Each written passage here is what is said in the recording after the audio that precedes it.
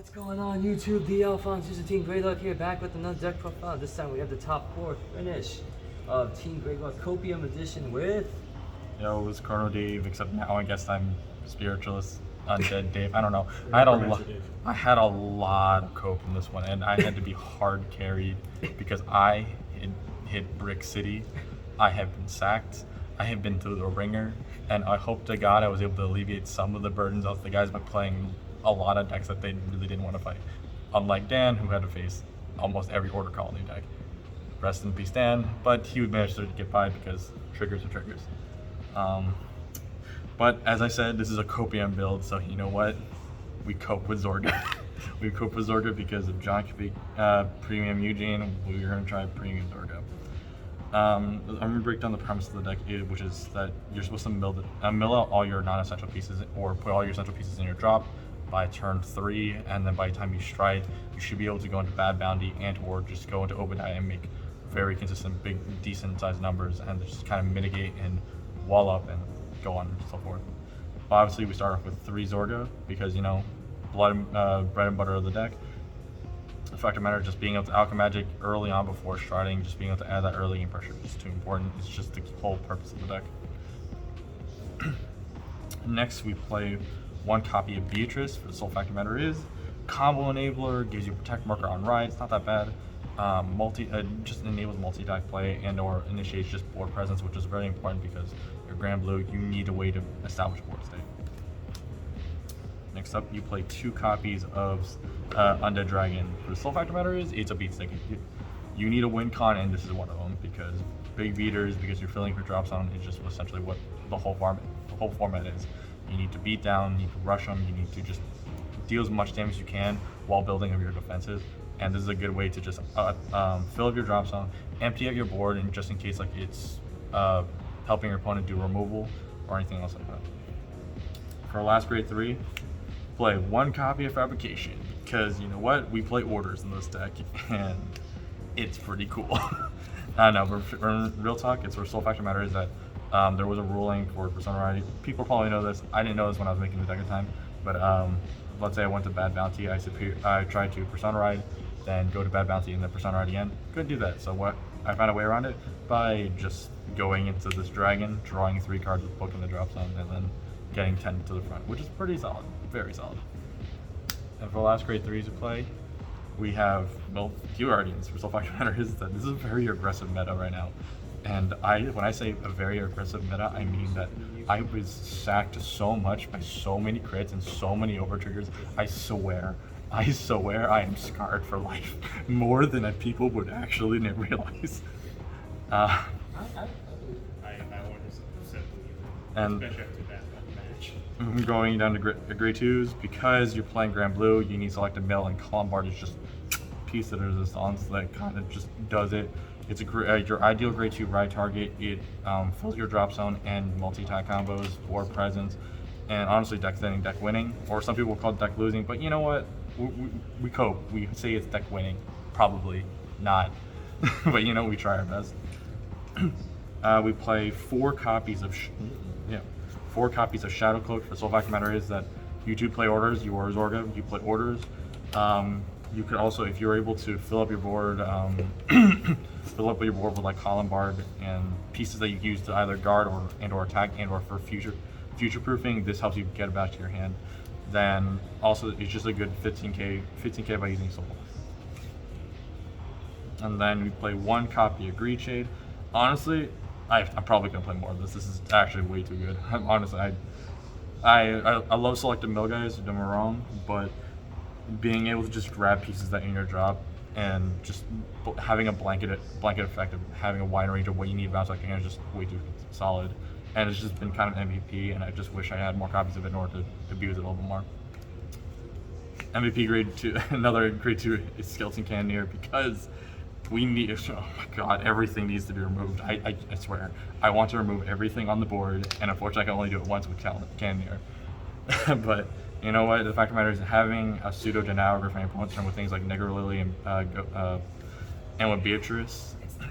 So being able to just interact with certain board states that really need combo pieces in order to really pop off, this is just essential.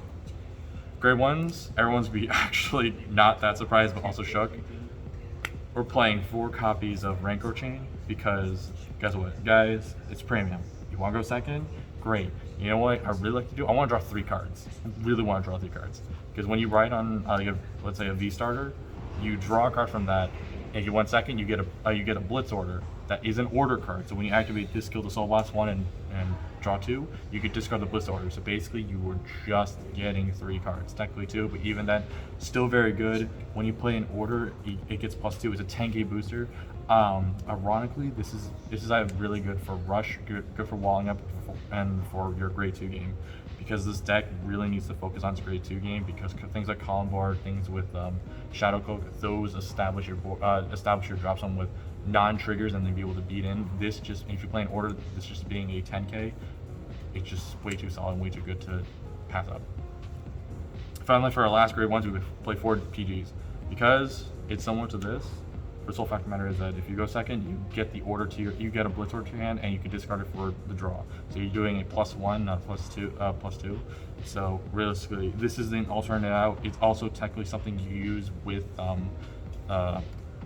you could use with like Ghosty Beatrice, which I've actually run into a situation where I had to write Beatrice. I had to call out PG and I just intercept. And I was intercept with it, and it was kind of nuts. But other than that, you only run 8 grade ones because you need to, all of the grade ones need to do something to build up your hand. And this just helps them do that. Next up for grade zeros, the 2 starters. Self-explanatory, any V starter will do. I just happen to have Captain that kid. I really wish I had another Grenache because Grenache is the best starter in my opinion for Granblue. Despite what that tier list that we had says. And next up we have Grenache. Soul Fact matters, it's one of your former counter trigger. Because Hollow, removing yourself from the board and being able to just counter 2 is very solid. Next up with triggers, I'm going to say that I had 3 draw triggers. For the D one specifically, because you need to draw into your pieces and to wall up as fast as you can, because every deck just kind of punches you in. Personally, I really wish I changed the deck before the tournament. I like that build, which is playing mix, but my deck list was cemented with the draw triggers, so I stuck with them. They weren't bad because they were 10k shields, which is what the whole format the deck is lacking altogether. But the fact of the matter is that I'd rather have either playing the crit that soul charges itself and gets +10 to the Vanguard draw card, or anything that really feels soul is too important. Next up, we play just the best crit trigger ever since the day it came out is Rusty's Banshees, because guys, this deck uses soul like a mother, like strides. Strides, orders, just everything, and being able to dig in your deck, drawing your pieces, very essential, very good. You just need to draw. Fortunately, it's only a 5k crit. Reasons why I'd say run more crit and or just run the stand trigger is because it's at least a 10k for the crit, and the stand trigger at least helps you multi-attack and add more aggression. Next crit, we played Chad the Goose, Chad the Ghosty, because honestly, God, what a Chad, because you don't play a lot of stride enablers. It's a 15k shield, a 10k crit, 10k power crit, and it enables you to stride. Most of your grade 3s are very important, and if they're already in the drop zone, you have nothing else to really stride with. So being able to use this is just solid. And then being able to being on Beatrice, again, I had this on Rearguard because I just had to call for a booster, and I intercept with it, and I was just able to get 15k shield. And finally, we played the Zorga over trigger. It's an omni trigger, guys. OT is ridiculous, broken, simple, plain simple. Next up, the important thing is we're going to go into orders. 4 copies of SBC, because the deck needs enablers to, when you fill your drop zone, you need ways to bring it back onto the board. And it's very important to your grade 2 game because you're filling your drop zone already with things just like Reach, Column Bar. Sure, you're able to just build as much as you can, but this is just too essential to not to enable all your other abilities, your other powers, things like Shadow Cloak, things like Rancor Chain. Just being able to get that initial boost in power is really important. Or if you really need a dig, you just bring out the Rusty's Banshee, Soul Charger, you can get and draw another card. It's a blind, but the thing is that at least you're digging your deck for more pieces. Next up, 1 copy of book, because you know what? Guess what? You're playing Nation. For the Soul Factor matters, what combo I explained before is that on ride you have this and it drops on draw 3, 10 to 3 units in your just the 3 units. Really strong. Being able to place it free, just all 2 value. I actually, at a spite today, I did use Alchemagic with this and Grief, Despair, Rejection to counterblast 4, Soul Blast 3, draw 3 cards, and give plus 20 to 3 units. It was against one of my matchups. It really didn't matter because I was losing regardless, but I thought it was funny nonetheless. And then the last order I'm playing is Grief, Despair, Rejection. You're playing regular Zorga because we don't have equal Zorga yet. I'm not gonna lie, the biggest reason I play this is because it's a grade 3. I think I did kind of misplay here because it is a really good card. It's very good indeed. It's very good just to add numbers and pressure so you circumvent not getting the persona right. But the thing is that in premium, it's a little bit too slow. If you had any preferences for any other orders, I'm thinking things that like Curse Souls, Rituals, and Agony. It's another Soul Blast 2 order, but the thing is that's something you can use. You could also use like I forgot what it is, the grade 1 order that you target a unit, it gets the red text whenever one of your other rearguards attacks, it gets +5. Basically anything that turns all of your order-based enablers on and allows for more pressure and more combo-based early aggression to ease into your grade 3s and your stride turns. Next up, we're going to go into G-Zone. I'm going to start more specifically with the G-Guards. I'm going to start with 2 copies of, I actually don't know her name, Negronora. So the sole fact of the matter is that it's a G-on flip. If you have the OT in your drop zone, if you have the grade 3 Heal Guardian in there, just extra shield value. Unfortunately, it's not too much else you can really combo with, so it's kind of negligible altogether. But if you really need the shield value, this helps you get there. I play 1 copy of the original G-Guard for Granblue. The sole fact of the matter is that it mills your deck. It's a simple 20k shield. I haven't gotten into that much. It's more or less flip-fired for this, but there are situations where you just don't need that much, but you need the 20k shield.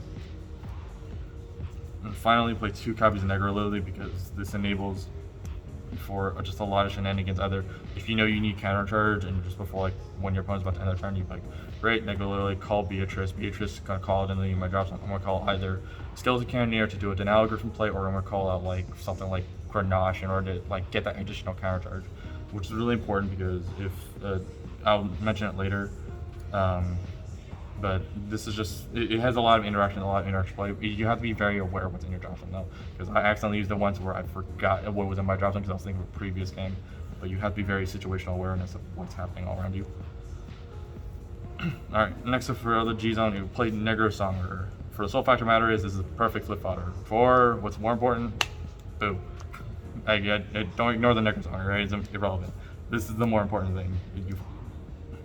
The sole fact of the matter is that you select 5 cards to mill out of your deck. Up to. This isn't mandatory, but the fact of the matter is that you're able to take out cards that you might need for future play. Things like another column board, things like book, because it chooses cards, not specifically normal units, like just anything in general. You can also send out things like Ruination Dragon. You can send out a copy of Zorga if you misroad. You can send out Skeleton Dragon. You can send out your Beatrice. You can send out your Cannoneers. Anything, because you play so many Garnets. But other than that, what Boo does is it puts them in a drop zone and gives a decent push. There's one game, not today, but in general, where I've been able to kill someone because I might not have been able to go into my bigger strides, but I was able to go into this to double check what was in my deck and get the guaranteed power into units and fill up a board state. So going wide is very essential. Next up, play 3 copies of Bad Bounty because honestly, it's Bad Bounty because the goal is the first turn ideal stride Bad Bounty, get multi-attack restand, and just having a wide board, and or even if you can't go wide, if you're playing things like against Order Colony, great, Bad Bounty, swing face, you can use triple drive, discard your 3, rewrite, stand, you're going to be on a standing Vanguard. If you rewrite something with a Protect marker, you get Protect marker, you go into Dragon, you draw 3 cards and get +10, you swing rear guards, ring guards. Basically, it's just a lot of combo play. This is the ace in the hole. This is the thing you usually want to go into when you first enter and or your kill turn. Next up, biggest thing is one of the progenitor dragons. For sole fact of the matter is that I haven't actually really gotten into this, but it's a very good just in case card.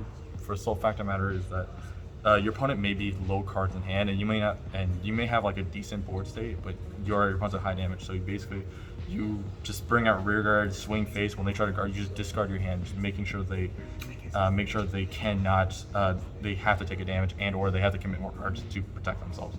So it's enabling for free strides other than like, I don't know, like a Xerath Dragon. And guess what? Xerath Dragon. I played this in here because of the just in case scenario, but I went into this thing 2 to 3 times today, and holy crap, it's fun. It was funny. In one of my matches, both of my matches actually, 2 of the matches I did went to, they're more or less very prevalent. And I'll go into it in the match breakdown. But right now, when it comes to the match breakdown, give me 1 second. Okay, so basically, I'm gonna be real honest with you guys. I took a lot of L's today. I was laughably carried until I wasn't when it really mattered. But round 1, face Order Colony, I couldn't do anything. I'm Granblue, guys. What do you expect? What do you expect this deck to do? Great. I wanted to Mega Deal. I can't call anything. The only biggest thing I probably could have went into was probably go into Bad Bounty. So unfortunately, luck of the draw wasn't the best matchup for me. For round 2 and 3, I faced Regalia back to back. Honestly, Regalia is not a bad matchup for me. For the sole fact of the matter is that, sure, they have a restanding Vanguard that does all their combo shenanigans and lets them restand with crits. Because I have the ability to retire the thing that lets them restand their Vanguard, it slows them down for a turn, keeps cards in my hand, and just being able to go back on a clapback because they're missing 4 cards now from what they usually would get. So realistically, being able to use like Beatrice into a Skeleton Scanner, being able to get those pieces in the drop zone is very essential, very important. For my first Regalia matchup, unfortunately we went to time and I wasn't aware of the time rulings, and I took an additional damage when I easily could have not taken the damage. If we didn't go into time, there would have been it could have been a very different game, or if I knew the time ruling, hearsay, move on with it. Round 2 of Regalia, I honestly messed up. I'm real here. I messed up because I thought I had 2 counterblasts. I only had 1, and I committed to it. I'm gonna be honest. I committed to it for the sole fact of the matter is that I owned up to my mistake. If I did what I said earlier, which I was going to do, to blow up the booster behind the Vanguard, but for the end of battle to stop the restanding Vanguard, it would have been fine. But hindsight is 2020. Next up, I actually faced against Jewel Knights. Faced against Jewel Knights. This is a hard one. I'm gonna be real honest with you. It's a super aggressive deck that goes off from 1 to 3. Like, it was not a fun time. There's no way I could really handle it consistently. I was only able to win that game because of the new time rulings, and I wasn't aware of it because we went to time. I actually went into Megiddo, stripped all of his cards in his hand. He didn't have a single counterblast to use, so he had to build the board out of nothing, and because he was taking that time to do that, he ended up not realizing he went over time, and he was at 5 damage to my 4 because of the whole situation. Honestly, I didn't feel great about it, but I guess the dub is a dub. I can't really do anything about it.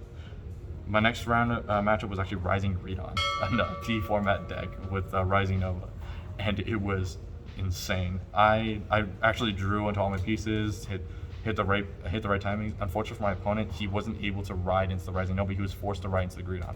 So we were playing a grade 2 game for a turn, but I just had more resources in my hand. I had orders to keep on reestablishing board to make my board stay constantly pressuring, and he had to submit to just riding the Greedon, swing in three times to my face. It was not kosher, but I was able to guard out because I was able to wall up with the amount of cards I was able to dig through Greed Shade, Banshee, and just having the Heal Guardian to just ditch it and then negating the amount of power, adding more power onto myself. At the Rising Ground, I faced Orange as she was playing Beatrice.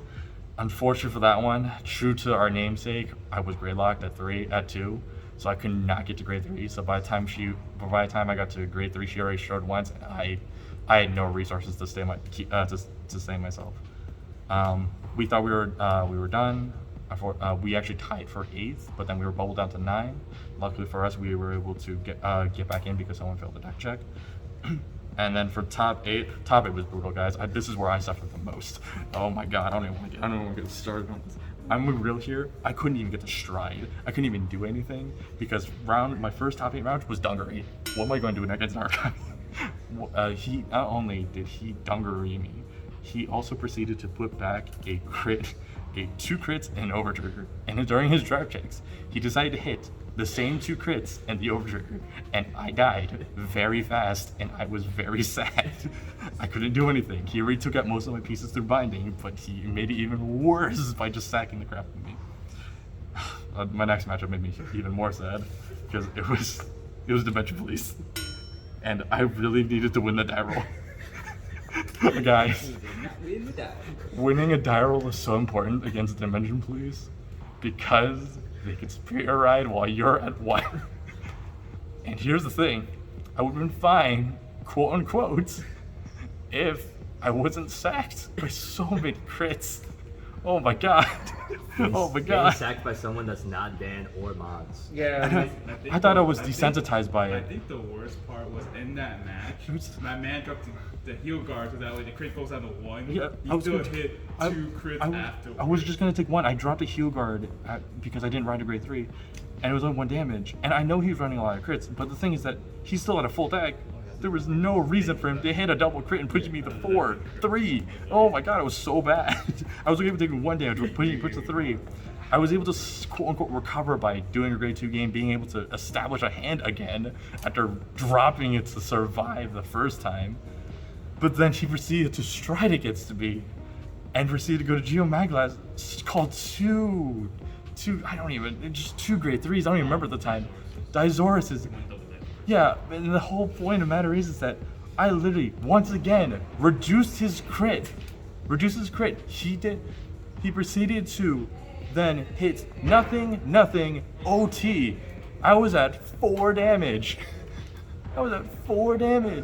I had to PG one of them. No, actually, I PG'd the Vanguard and I had to heal Guardian the second one. I had to eat that last attack with 2 crit to face. I'm gonna be real honest with you guys. If I was able to live that, I probably could have had a different game. But guess what happened? You got sacked. Sorry, I'm going loud, but like, oh my god. To be fair, you have it right. Like, not only did that goo will send you straight to 5 damage on grade 2, he proceeded to hit the overtrigger on his next turn. It was bad. It was just really bad, guys. I was sacked. So top 8 was bad for me. And then on my last round for 3rd to 4th place, I played against Jewel Knights. I drew the nuts. I had everything. But the thing is that I rushed him. I milled out almost every non-trigger. Sure, I milled out an OT, but it was a 50k shielded hand. I didn't really care at that point. The fact of the matter is my opponent hit better triggers than me. And he just gunned me down before I could even stride for Soul Factor Matters. I had to go first. I also G-assisted. But it wasn't the worst because I was able to get into the Rancor chain to basically get back up to 6 to 7 cards in my hand. I forgot exactly. But like in any other circumstance, it sucked, but I was able to do it. More of the story is, was I carried? Oh, 100%. I will admit that wholeheartedly. But I did, John did bring it up to me that I did win where it mattered. So I will take that W. I know it's not like the story everyone wants to hear for Premium Zorga. The deck obviously needs tweaking depending on how you want to do it. Hell, I might just swap out the deck and be more a blind mold, just so I could do things like, I don't know, Superior Riding from the drop. Just grade 3 from the drop so I can at least get the advantage. But the thing is that it was a strategy. It's one strategy I went down. This is Premium Zorga. There's so many lines you can go down. You go down this line, you can go down. I heard someone telling me that they're doing the Mega Colony line, not even using just Order Colony, just Mega Colony itself. It's awesome. It's amazing. It's a lot of free forms, a lot of inspiration, and a lot of just fun and fair play. That's all I got to say. I really tried to do my best. My teammates helped me get there, and I cannot thank them enough. But once again, this team was called Team Copium for absolute reason. It's actually on the sheet. Yes, it's quite literally, it is on the sheet. They gave it to us. Team Gradelock, Copium, crew. That's it. In Sharpie. I'm getting this It wasn't printed. They actually used a physical Sharpie. Yeah, they use a physical Sharpie. I'm going to get this laminated because you know what? It's how it is. But guys, thanks for watching the video. Even if you guys don't like the video, like what some of the cards I used, put a comment down below. Say why you would change. Like, comment, subscribe, and remember every Saturday we do a weekly Card 5 Vanguard stream and Final Turn Gaming in Clifton, New Jersey. So you can follow us on Twitch and/or on YouTube. So, and with that, that's it for me. All right, guys, take care. Let's see how Zorga survives even the next formats. Let's go. Deuces. Woo woo. Man, it's a